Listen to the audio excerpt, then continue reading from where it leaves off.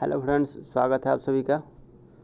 आज देखेंगे बिहार एसएससी का फॉर्म कैसे भरना है। तो इसके लिए हम क्रोम ब्राउज़र ओपन करेंगे। क्रोम ब्राउज़र ओपन करने के बाद यहाँ पे सर्च करेंगे ऑनलाइन बिहार एसएससी। सर्च करने के बाद यहाँ आपका दिए हुए है welcome to Bihar staff selection commission home page. इस पर क्लिक किया। इसके बाद क्लिक करने के बाद यहाँ पे देखिए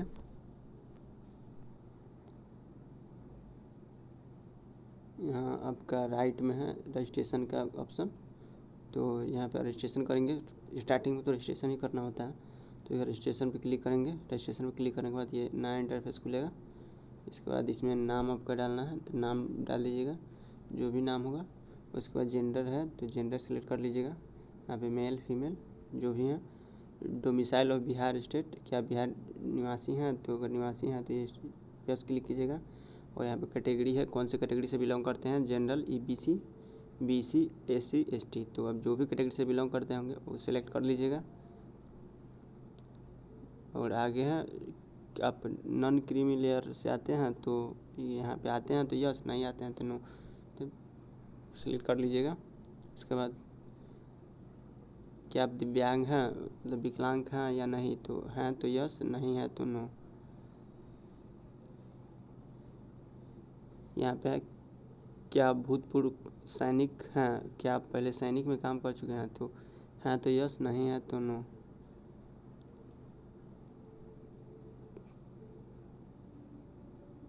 यहाँ पे है अगला कि बिहार सरकार की नौकरी में संविदा कर्मचारी के रूप में काम किया है या कर रहे हैं। अगर कभी किए हैं बिहार कर्मचारी के रूप में काम तो यस दबाइए, और नहीं है किए हैं तो नो।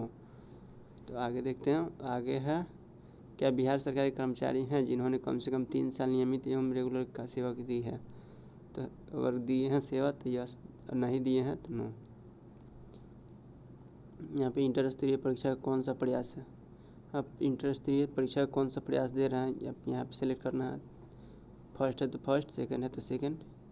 यहाँ आपका फ़ोन नंबर है, फ़ोन नंबर डाल दीजिएगा।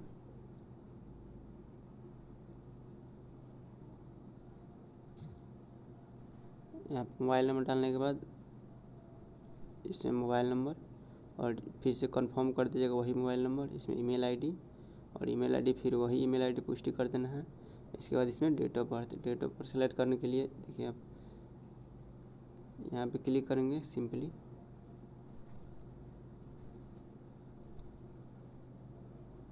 क्लिक करने के बाद यहाँ पे साल सेलेक्ट कर लीजिए कब का है, ईयर पे सेलेक्ट करके। उसके बाद यहाँ पे मंथ सेलेक्ट कर लीजिएगा। उसके बाद मंथ सेलेक्ट करने के बाद यहाँ पे डेट सेलेक्ट कर लीजिएगा। डेट अलाउ नहीं है उतना, तो यहाँ पे डेट सेलेक्ट करने के बाद आपका यहाँ पे आ जाएगा। एक बार डेट सेलेक्ट कीजिएगा तो 10/10/2001। आप यहाँ से डेट कितने साल का है उसके बाद आप यहाँ पे कैप्चा डाल दीजिएगा। एक कैप्चा है,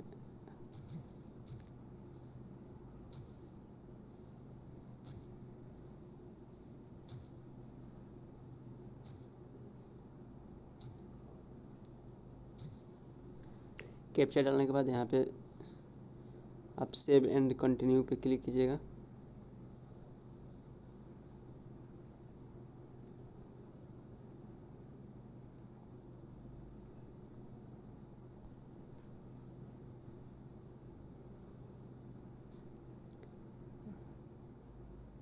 वहाँ पे सेव एंड कंटिन्यू करने के बाद 2 बार कंफर्म कीजिए। कंफर्म करने के बाद ऐसा इंटरफेस आएगा।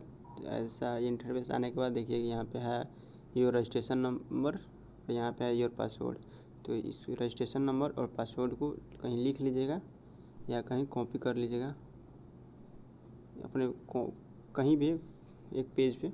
लिखने के बाद यहाँ पे फिर क्लिक हेयर टू लॉगिन, देखिए यहाँ पे क्लिक हेयर टू लॉगिन पे क्लिक कीजिएगा। तो क्लिक हेयर टू लॉगिन पे क्लिक करने के बाद यहाँ पे आप लिख भी सकते हैं या ईमेल पे, या आपके फ़ोन नंबर पे जो फ़ोन नंबर डाले होंगे उस पर चल भी जाएगा। तो यहाँ पे सिंपली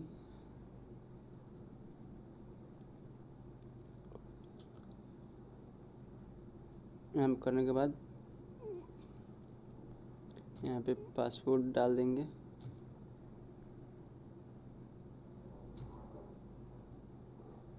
और यहाँ पे आपका रजिस्ट्रेशन नंबर है, जो भी रजिस्ट्रेशन नंबर होगा।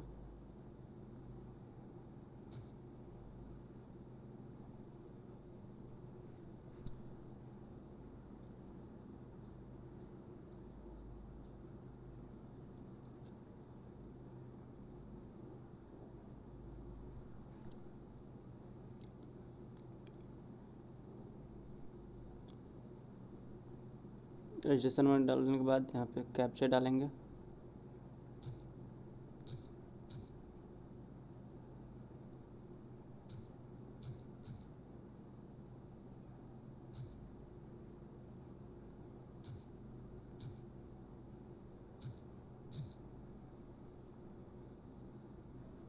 कैप्चा डालने के बाद लॉगिन पे क्लिक करेंगे। लॉगिन पे क्लिक करने के बाद ये कुछ ऐसा इंटरफेस आएगा।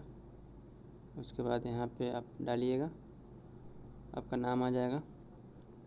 उसके बाद सब चीज़ जो भरे होंगे पहले वो आ जाएगा।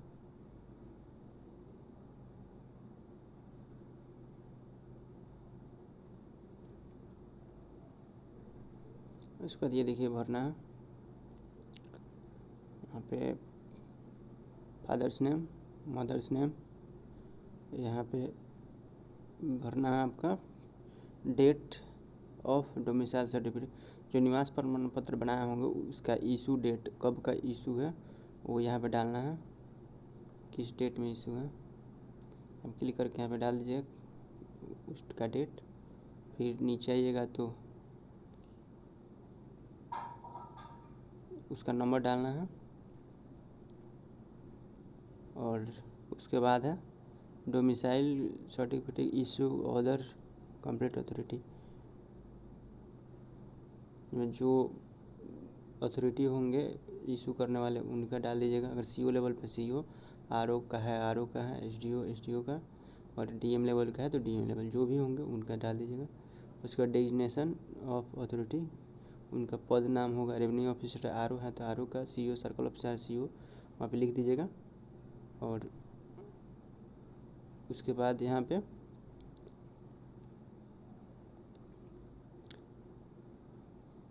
वो कास्ट सर्टिफिकेट ईबीसी हैं बीसी हैं उसका डाल दीजिएगा। और इश्यू ऑफ सर्टिफिकेट डेट वैसा ही करना है। और किसने बनाया है, जैसे आरओ बनाया है तो आरओ, सीओ बनाया है तो सीओ, या डीएम के द्वारा बनवाया है तो डीएम सेलेक्ट कर दीजिएगा। देखिए यहाँ पे है सब। अदर कोई बनाया है तो अदर, यहाँ पे उनका पद का नाम लिख दीजिएगा वहाँ पे।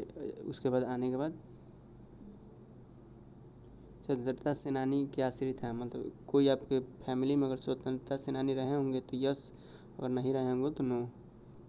इसमें यस नो कर दीजिएगा, यहाँ पे नो कीजिएगा तो ये दो बंद हो जाएगा।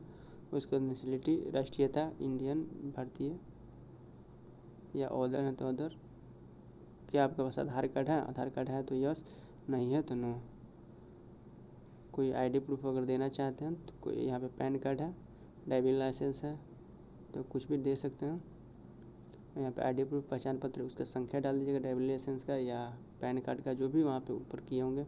यहाँ पे आइडेंटिफिकेशन मार्क, ये कॉटन, यहाँ पे चाहे एक मोल, कोई भी एक पहचान दे दीजिएगा। उसके बाद जैसे हमको एक मोल है तो ए मोल on face.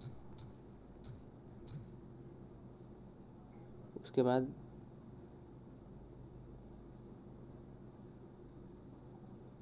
Have you ever been debarred from any competitive examination, UPSC का। अगर ये, क्या आपको कभी किसी प्रतियोगिता परीक्षा से प्रतिबंधित किया गया है? आप कभी भी अगर प्रतिबंधित किएगा ये तो अधिकतर नहीं होता है तो नो यहाँ पे क्लिक कर दीजिएगा। सबको यहाँ पे नो क्लिक कर दीजिएगा। उसके बाद यहाँ पे एड्रेस डाल दीजिएगा, जो आपका जो पूरा एड्रेस होगा। यहाँ पे ग्राम, मोहल्ला, police station, post office, state, उसके बाद डिस्ट्रिक्ट, उसके बाद पिन कोड डालने के बाद यहाँ पे सेम एज, अगर सेम होगा तो सेम कर दीजिएगा, परमानेंट एड्रेस और अस्थाई एड्रेस। तो नहीं तो अगर पुराना अलग होगा और नया अलग होगा एड्रेस, तो इसमें नया वाला एड्रेस भर दीजिएगा दाहिने साइड और बाएं साइड पुराना एड्रेस। उसके बाद ये करने के बाद यहाँ सबमिट कीजिएगा, सबमिट पे क्लिक कीजिएगा। सबमिट में क्लिक करने के बाद सब कुछ फिलअप करने के बाद यहाँ पे आपका आएगा सब कुछ ऐसा इंटरफेस आएगा सबमिट करने के बाद। उसके बाद यहाँ पे आएगा प्रोसीड फॉर पेमेंट। यहाँ पे क्लिक कीजिएगा प्रोसीड फॉर पेमेंट पे, इस पे क्लिक करने के बाद प्रोसीड टू पेमेंट के बाद क्लिक करने के बाद यहाँ पे ऐसा आएगा। देखिए यहाँ पे रजिस्ट्रेशन हम सब शो कर रहा है आपका, यहाँ पे देख लीजिएगा आपका ही रजिस्ट्रेशन नंबर है ना।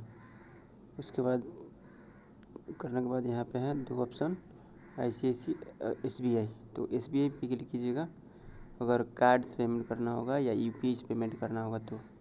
और SBI पे क्लिक करने के बाद यहाँ पे प्रोसेस ऑनलाइन पेमेंट पे क्लिक कीजिएगा। प्रोसेस ऑनलाइन पेमेंट पे क्लिक करने के बाद कुछ ऐसा इंटरफेस खुलेगा।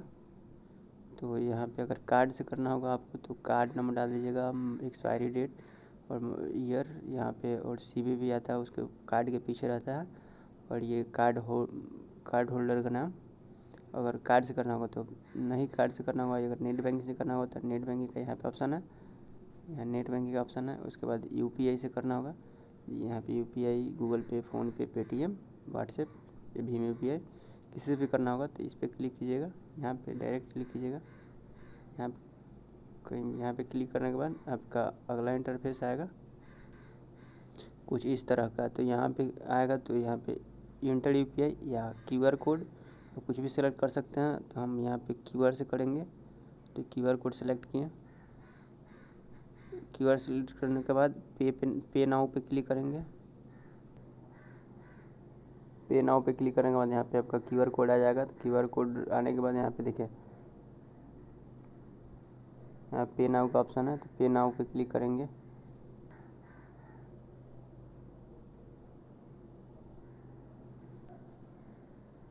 पेमेंट करने के बाद कुछ इस तरह का इंटरफेस आएगा, जैसे यहाँ पे लिखा हुआ है your online payment successfully proceed, मतलब पेमेंट हो चुका है। तो इसके बाद आप सेव एंड नेक्स्ट कीजिएगा। तो सेव एंड नेक्स्ट करने के बाद कुछ इस तरह का इंटरफेस आएगा, जो एजुकेशनल क्वालिफिकेशन डालना है। यहाँ पे मैट्रिक का है, और सब्जेक्ट बोर्ड कौन सा है, कितना नंबर में कितना नंबर आया है, कितना परसेंट अपने से कैलकुलेट कर देगा। यहाँ पे सर्टिफिकेट नंबर डालना है और यहाँ पे इशू डेट डालना है। फिर यहाँ पे भी इशू डेट डालना है। ये इंटरमीडिएट का है, ये मैट्रिक का है। इसके बाद ये डालने के बाद अब नीचे आइएगा तो देखिए यहाँ पे पहले ही मांग रहा है इसकी जो टाइपिंग टेस्ट है, हिंदी में होगा या इंग्लिश में होगा, इसका किस टाइपिंग इंस्टीट्यूट से किए हैं आप, ये आपको मांग रहा है। सर्टिफिकेट भी मांग रहा है टाइपिंग का पास है तो यहाँ पे सर्टिफिकेट इशू डेट मांग रहा है। टाइपिंग का डिग्री पहले ही मांग रहा है, तो यहाँ पे थोड़ा प्रॉब्लम है। जो टाइपिंग घर पे किए होंगे या कोई इंस्टीट्यूट से नहीं किए होंगे उनके लिए यहाँ पे कोर्स का विवरण। अब कोई अगर कंप्यूटर डिग्री लिए हैं तो वहाँ पे कंप्यूटर डिग्री डालिए, यहाँ पे वही डिटेल्स डालना है, प्रमाण पत्र डालना है या कब मिला है डिग्री वो डालना है। तो यहाँ पे एक दिक्कत है, जो टाइपिंग घर से किए होंगे या टाइपिंग करके डिग्री नहीं लिए होंगे उनके लिए डिग्री मांग रहा है, तो यहाँ पे सर्टिफिकेट देना ज़रूरी है। ये थोड़ा प्रॉब्लम वाली बात है। यहाँ से हम स्टॉप करते हैं क्योंकि मेरे पास ये टाइपिंग का डिग्री नहीं है तो नहीं डाल पाएंगे।